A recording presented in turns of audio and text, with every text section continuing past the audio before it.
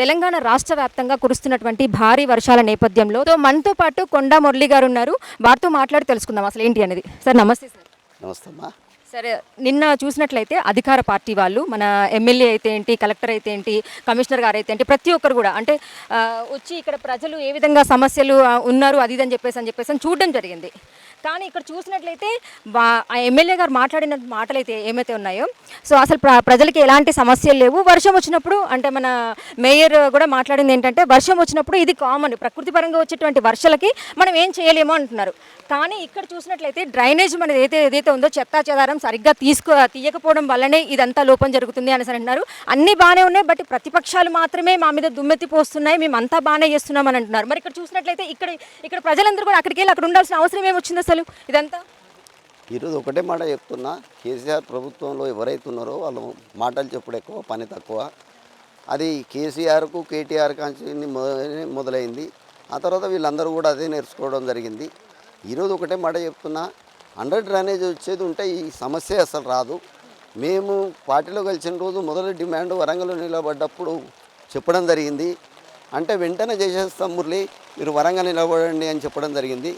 ఈరోజు కూడా ఒకటే మాట చెప్తున్నాం, వచ్చే గవర్నమెంట్ మాది, రేవంత్ రెడ్డి గారు ముఖ్యమంత్రి అవుతారు, కొండా సురేఖ గారు కంపల్సరీగా ఈడ ఎమ్మెల్యే గెలుస్తారు ప్రజల ఆదరణతోని.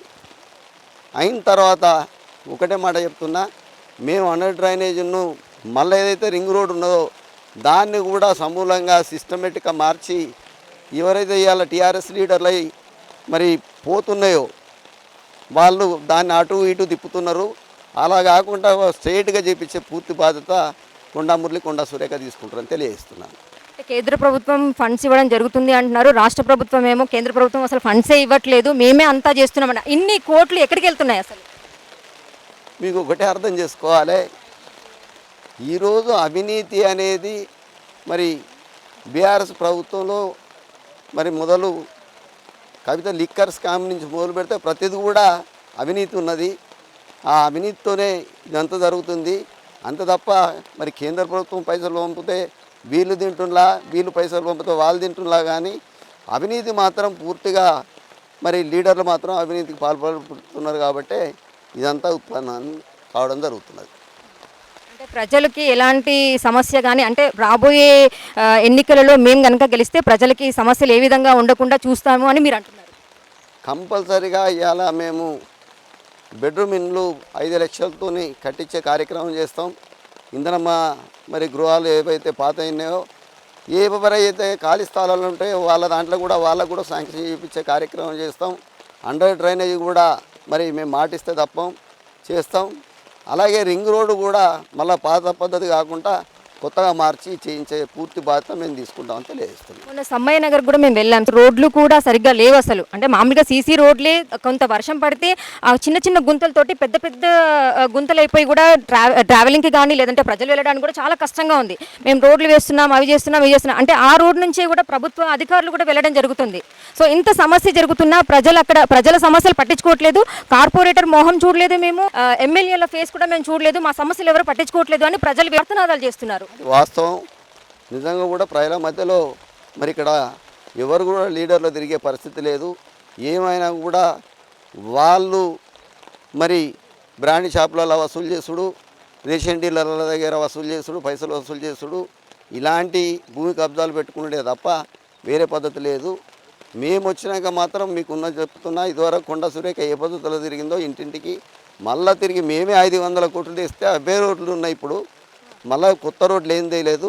కాబట్టి కంపల్సరీగా మేము మొత్తం మళ్ళీ పూర్తిగా ఫిలప్ చేసే పూర్తి బాధ్యత మేము తీసుకుంటాం. ప్రజలు అంటున్నారు ఎన్నికలప్పుడు మాత్రమే మా దగ్గరకు వస్తున్నారు, ఓట్లు వేయించుకుంటున్నారు తప్ప మాకు చేసింది ఏమీ లేదు అని చెప్పేసి అన్నారు.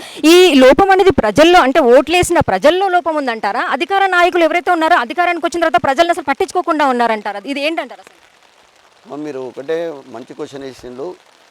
నేను ఒకటే మాట చెప్తున్నా, ప్రజల గురించి తెలిసినప్పుడు ఎవడైనా లీడర్ అయితే ప్రజలను కంపల్సరీగా ఆదరిస్తారు.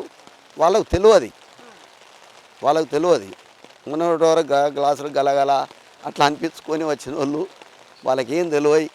ఇలా మన మంత్రి ఉన్నాడు దయాకర్రావు, ఆయన మొన్నటి వరకు రేషన్ డీలరు, మరి ఆయన కూడా తెలియదు. నేను అనేది ఏంటంటే అన్ఎడ్యుకేటెడ్స్ వచ్చి మరి ఈ పద్ధతిలో చేయడం జరిగింది కాబట్టి ఇది ఉత్పన్నమైంది. మేము వచ్చినాక మాత్రం గత 40 సంవత్సరాల నుంచి ప్రజల కష్ట సుఖాలు తెలుసు కాబట్టి మేము కంపల్సరీ చేస్తామమ్మా. ఇది ఎన్టీఆర్ నగర్ సంతోషి మాత కాలనీలో ఉన్నటువంటి పరిస్థితి. మనకి ఇక్కడ చూసినట్లయితే వర్షాలకి అందరూ కూడా ఫ్యామిలీలో అంటే ఫ్యామిలీ ఎవరైతే ఇళ్లలో ఉన్నారో వాళ్ళందరినీ కూడా ఇక్కడ పక్కనే మన ఫంక్షన్ హాల్కి తరలించడం జరిగింది. నార్మల్గా మనకి ఇంట్లో ఒక్కరోజు వర్షం వస్తేనే ఎంతో ఇబ్బందిగా ఉంటుంది. వాళ్ళు ఇల్లును కూడా వదిలేసి మరి అక్కడికి వెళ్ళి అక్కడ ఉండడం జరుగుతుంది. తినడానికి కూడా అసలు తిండికి కానీ లేదంటే నీళ్ళకి కానీ ప్రతి ఒక్కటి. ఇప్పుడు వర్షాకాలం అంటే చాలా కూడా అనేకమైనటువంటి చర్మ వ్యాధులు కూడా వస్తుంటాయి. పురుగు ద్వారానో లేకపోతే పాములో పుట్రనో తేళ్ళు అవి ఇవన్నీ కూడా ఈ వర్షానికి ఇంట్లోకి రావడం జరుగుతుంది. మరి ఇటువంటి పరిస్థితుల్లో మరి అధికార పార్టీలు మాత్రం రావడం జరుగుతుంది, చూడడం జరుగుతుంది, అంతా బాగానే ఉంది. గతంలో పోల్చుకుంటే ఇప్పుడు బాగానే ఉంది. ఇప్పుడు అసలు ఎలాంటి సమస్య లేదు ప్రజలకి.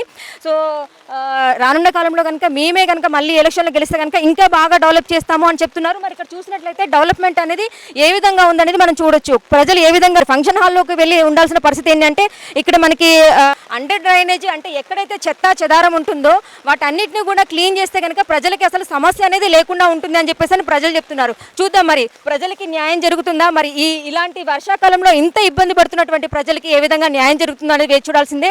కెమెరామెన్ రాకేష్తో స్వప్న, జీటీవీ వరంగల్.